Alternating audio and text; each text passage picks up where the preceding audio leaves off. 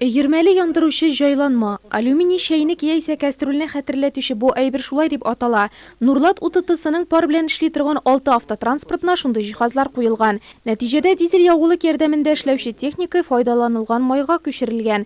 Шимал үзләрендә үк тулып ята. Элек машинадан агызылган файдаланылган майны утилләштерү өчен акча түләгән булсалар, хәзер үзләре үк башка предприятиеләрдән аны кабул итәргә һәм чистартып бирергә әзер.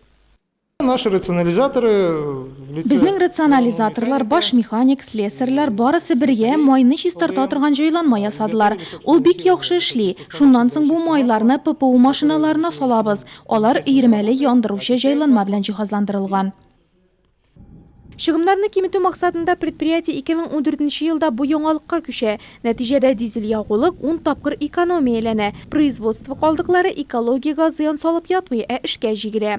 Экономия һәм экология дуэтының отышлы булуын биредә тагы бер яңалыкта сынап караганнар. Бүгенге көндә предприятиенең бензинда йөрүче барлык җиңел һәм пассажирлар кертүче автотранспорты газ ягулыгына күчерелгән. Нәтиҗәдә ягулыкка хәзер 2 тапкыр азрак чыгым тотыла.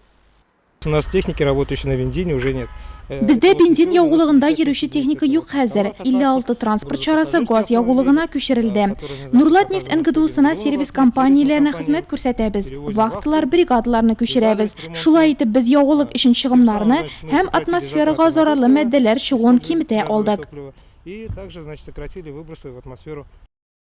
Тик предприятияны заманчалаштыру һәм ресурсларны сакчыл куллану юлында моның белән генә шикләнмәгәннәр. Бүген УТТ-ның 166 берәмлек техникасы ЭПД линиясына тоташтырылган. Ягъни хәзер машиналарны салкын һава шартларында җылыту өчен бер электр үткәргеч һәм розеткада җитә. Элек бер суык иртәдә машиналарны җылыту өчен 130 литрлап ягулык сарыф ителгән. Каждый автомобиль был обустроен. Һәр автомобильгә электр тыны куелды. Алардан сузылган электр кабельләре щитларга тоташа. Кичтән һәр машина йөртүче шул линияга тоташа, иртәнге сәгать 4-тә баш механик үзәкләштерелгән рубильникны кабыза. Барлык машиналар да җылына башлый.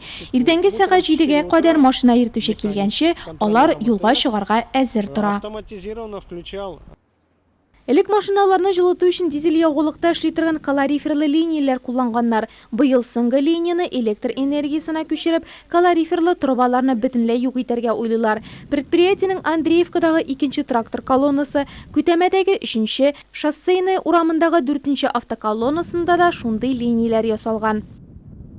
Это нам дает, значит, существенные экономии в финансовых... Бу безгә финанслар ягыннан экономия бирә. Дизель ягулыкны сатып алу өчен 1 миллион 200 мең сум акча тотсак, яңа электр линиясе куелгач, 700 мең сум акча янга кала башлады. Расходовали 1 200 000.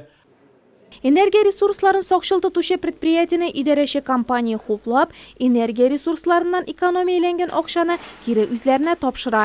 Нәтиҗәдә Нурлат УТТ-сында менә шундый якты диодлы 40 яктырткыч барлыкка килә.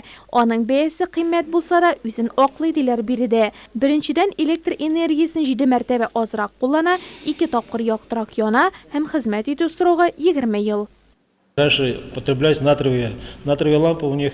Элек натрийлы лампалар куллана идек. Алар аз хезмәт итә, 2-3 ел эшләгәч алмаштырырга кирәк. Электр энергиясен дә күп кулланалар. Хәзер бер яктырткычны файдалану күпкә арзанга төшә. 2016 елда барлык биналарны да шундый яктырткычлар белән җиһазларга уйлыйбыз.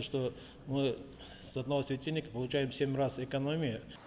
Ресурсларны экономияле куллану һәм энергия нәтиҗәлелеген арттыру мәсьәләсен бүгенге көндә табышлы эшләргә планлаштырган бер генә предприятиедә шитләп үтми. Яңадан яңа ысуллар эзләнә, производствога заманча технологияләр кертелә. Моны үзендә сынап караган Нурлат технологик транспорт идарәсендә дә соңгысы булмас әле диләр.